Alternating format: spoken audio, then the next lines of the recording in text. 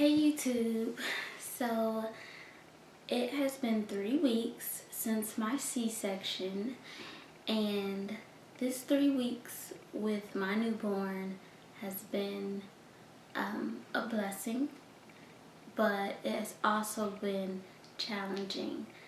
My daughter is considered colicky.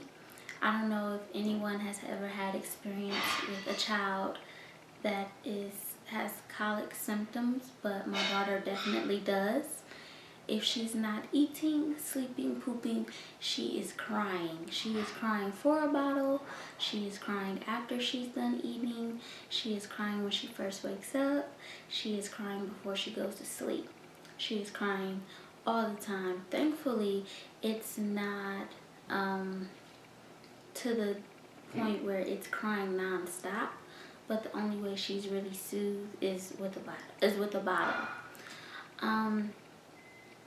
The first week after having a C-section, I did have baby blues. I was extremely emotional. I was, which I'm still emotional, frustrated, my emotions have been at an all-time high. How I deal with things is I enjoy exercise, but I'm not really able to do that right now because it hasn't been 6 weeks since my C-section, and that is actually one of the hardest things is not working out, because that's just how I relieve stress. That's how I start to feel better about myself, is by exercising, and I'm not able to do that. So that's actually been hard, refraining from exercise, because I'm just so ready to start back exercising and getting my body back together. I'm going to show you my belly.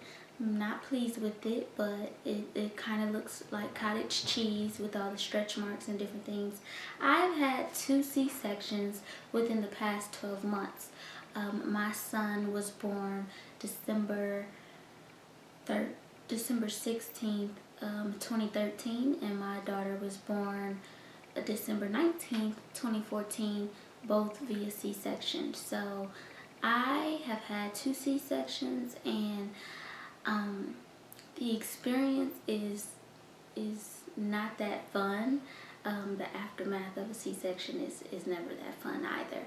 And so, but this time around, I can definitely say that I feel much better about it, because I'm able to heal in a proper way. Here's my belly.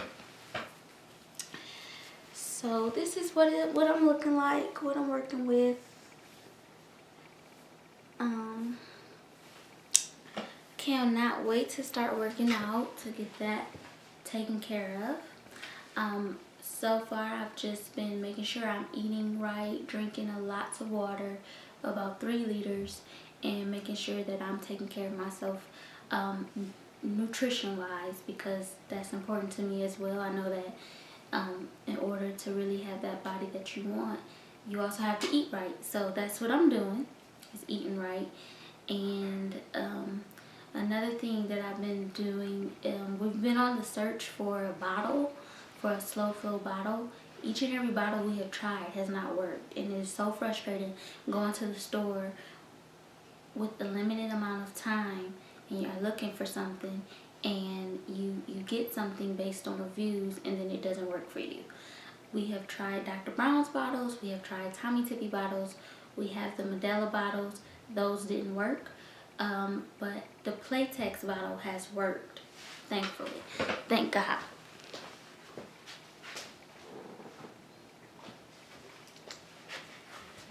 This bottle works. This Playtex Vent Air bottle, it's just so much better than the bottles that I have tried. It really does seem like the milk is going slower. So thank God we found this type of bottle.